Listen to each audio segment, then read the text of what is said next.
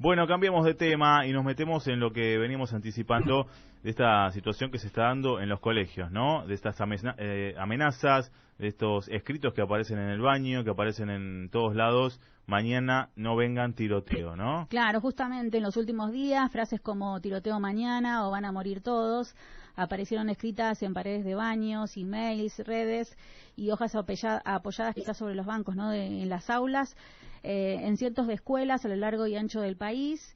Y bueno, se investiga si la consigna forma parte de un desafío de alguna plataforma, de TikTok, de docentes y estudiantes comienzan a señalar a presuntos, ¿no? Sí. Responsables, quienes en algunos casos ya fueron detenidos. Bien, por eso está en línea y le agradecemos estos minutitos a Anabela Cerventi, que es psicóloga, y estaremos charlando un ratito sobre este tema, qué es lo que está pasando. Hay chicos con miedo, que no quieren ir al colegio, los chicos en algunos colegios ya no llevan mochilas y no tienen que llevar una bolsa transparente, bueno, todas estas cosas. Una serie que de están protocolos pasando. que se están implementando en los últimos días. Anabela, ¿cómo estás? Soy Sebastián Pagliarino junto a Sole Moyano Fagnani aquí en Radio Vinilo Mar del Plata. Gracias por atendernos. Hola chicos, ¿qué tal? ¿Cómo les va? Buenas tardes. ¿Me escuchan bien? Buenas tardes. Bien, Sí, te escuchamos perfecto. bien. Perfecto. Súper, perfecto. Bueno, Anabela, contanos un poquito esta situación, lo decíamos en el inicio del programa, que la verdad que nos ha sorprendido en el último tiempo y que parecía al principio una broma y que después fue tomando, bueno, una situación de seriedad y de preocupación, ¿no? Sí, la verdad es que no debería habernos sorprendido tanto como nos sorprendió, ¿no? Y ese es el gran interrogante que nos queda. Porque, a ver, estos grupos que los chicos transitan online están operativos ya hace mucho tiempo. Y les voy a recordar, por ejemplo, a fines del año pasado hubo amenazas a la UNTREF y hubo amenazas a la UCA que se vinculaban con un grupo que opera online que se llama 764, por ejemplo, ¿no? Que también es similar, tiene características similares a la True Crime Community que ahora está en boca de todos, ¿no? Entonces, esto también sucede en otros países, también sucedió a fines de marzo que en México, en Michoacán, a partir de este tipo de amenazas, un chico entró a la escuela y asesinó a 2 de sus docentes, por ejemplo, ¿no? Entonces, sabiendo que esto viene ocurriendo, en realidad lo sorprendente es que nos sorprenda tanto, porque hay mucha gente en ciberseguridad trabajando sobre estas cuestiones y porque los chicos además hablan de estas cosas abiertamente, por ejemplo, en los foros de Reddit, por ejemplo, en los foros en sus canales de Telegram, en Discord, ¿bien? Entonces, la información está, ¿bien? Claro. ¿Hay rasgos o señales previas que pueden advertir este tipo de conductas? Sí, las hay, y sobre todo, digo, fíjate la cantidad de amenazas que se multiplican, ¿no? En la cantidad de escuelas por ahí en comunidades chicas que aparecen multiplicadas estas amenazas, ¿no? Entonces, ¿qué sucede? ¿Cómo nos estamos observando en la comunidad educativa? ¿Cómo conocemos personalmente a los chicos? ¿Qué tiempo dedicamos a eso? Como para poder observar a tiempo cambios de conductas, por ejemplo, si hay aislamiento de sus compañeros, ¿bien? Si viene con verbalizaciones violentas que haya aprendido en su hogar, porque a veces en el hogar se incita a la violencia y los chicos aprenden ese lenguaje también en sus casas, ¿no? ¿Qué tanto sucede en estas peleas que también se viralizan muy rápidamente a la salida de los boliches, por ejemplo? Hay indicadores para prestarles atención. Bien.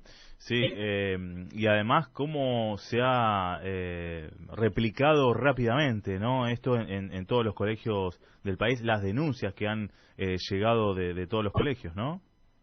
Sí, absolutamente. Y eso también en estas comunidades que organizan este tipo de acciones no dejan de ser factores distractores justamente, ¿no? Porque este efecto de sobresaturación para prevenir este tipo de situaciones, bueno, una ya me la respondiste, que sería no ocultar este tipo de hechos que se van generando. No, tal cual, no lo podemos subestimar porque nosotros no sabemos si en la cantidad de amenazas que aparecen multiplicadas, alguno de estos chicos tiene una vulnerabilidad psicopatológica que los lleva a no controlar sus impulsos, a no poder tener en cuenta las consecuencias de sus actos, si realmente tiene una vulnerabilidad o algún trastorno mental que lo pueda llevar a dañar al otro sin sentir empatía, ¿sí? Y sin sentir ningún tipo de emocionalidad por esto. Entonces, por eso te digo, a priori no se debe desestimar nunca esto. Sí se debe educar mucho sobre las consecuencias consecuencias y el costo de esos actos, porque esto tiene un costo muy elevado para la sociedad. Primero, la cantidad de horas de clases que se están perdiendo ocupados en esto. Después, el costo a la comunidad de los operativos policiales, de los allanamientos, de la investigación, sí, recursos que no se están dirigiendo a otras cuestiones que se están dirigiendo a estas, ¿bien?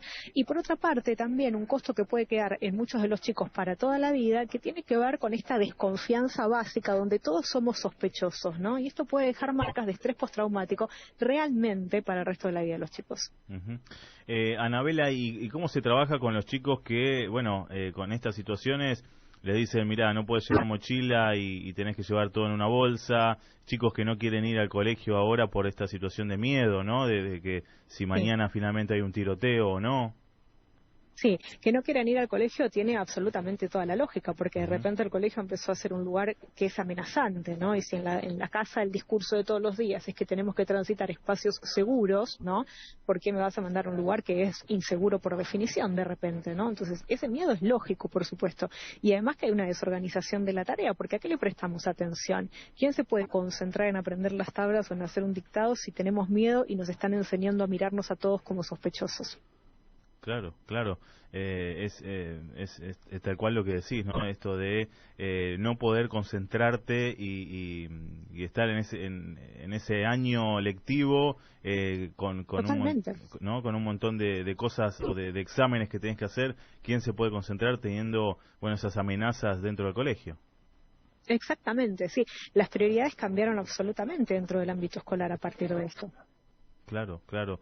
Bueno, y cómo sigue esto, porque las amenazas son cada vez más frecuentes en los colegios. Sí. Sí, hay una sobresaturación, como te decía antes. Mira, en principio no podemos explorar ningún evento que tenga un factor psicológico aislado de otros factores sociales, ¿sí? Nunca lo podemos aislar. Siempre hablamos de los multideterminantes en salud y este caso no es la excepción, ¿no?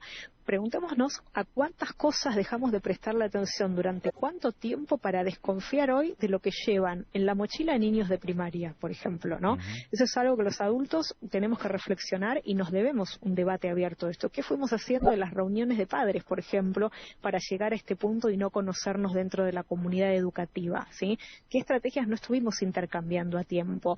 Ahora salen medidas que son un poco improvisadas algunas, un poco toscas otras, ¿no? Digo, donde se les pide a los docentes que sepan, por ejemplo, de alguna manera detener una amenaza de tiroteo, ¿no? Un docente, ¿quién va a capacitar a las escuelas, a los docentes para que sepan de manejos de armas, para que sepan reducir a una persona que está en un estado violento, por ejemplo? Entonces, aparece la norma, pero no aparece ninguna posibilidad de aplicación cierta. Sí, sí. Ahora, estos grupos, Anabela, que vos comentabas en el inicio de la nota, ¿qué edad tienen? ¿Son adolescentes? ¿Son más pequeños? ¿Son más grandes? Son abiertos a cualquiera que quiera entrar a esos grupos. Suceden por comunidades. Mira, te cuento de estas distintas plataformas, ¿no? El grupo 764, que vino después a colación de lo que fue el grupo F57, el F57 fue el creador del conocido juego de la ballena, que se cobró 130 víctimas menores de edad, ¿sí? Se cree que fueron mucho más, de hecho.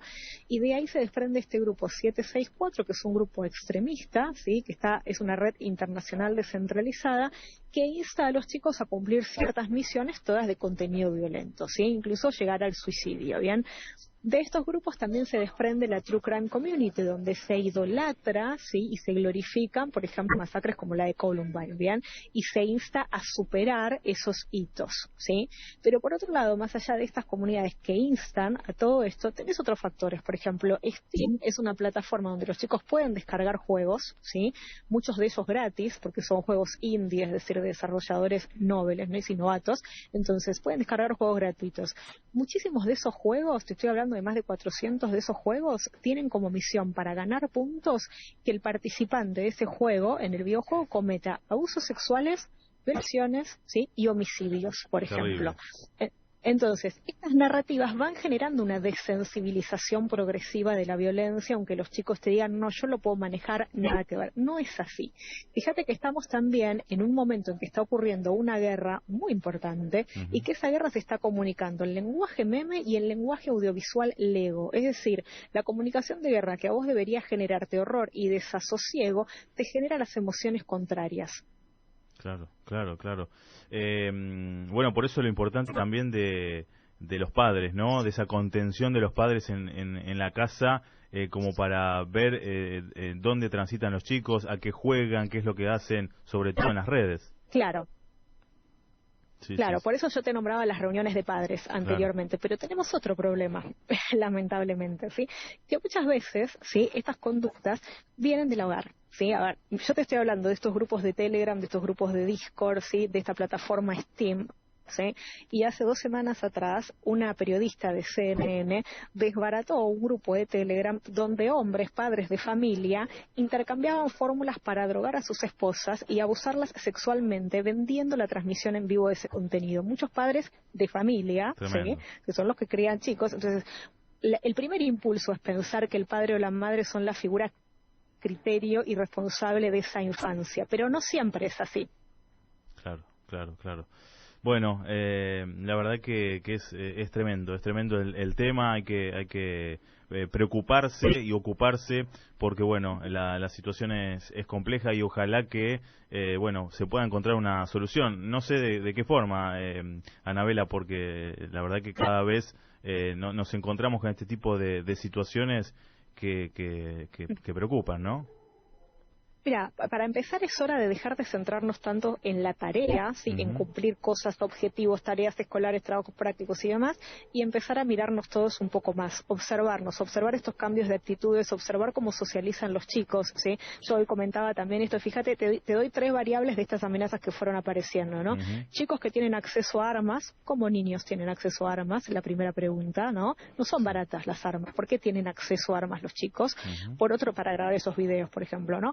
Por otra parte, ¿sí? Acceso a estas redes internacionales, ¿sí? Que glorifican crímenes, es decir, que tienen un diálogo de manera internacional y de manera online por dispositivos tecnológicos, ¿sí?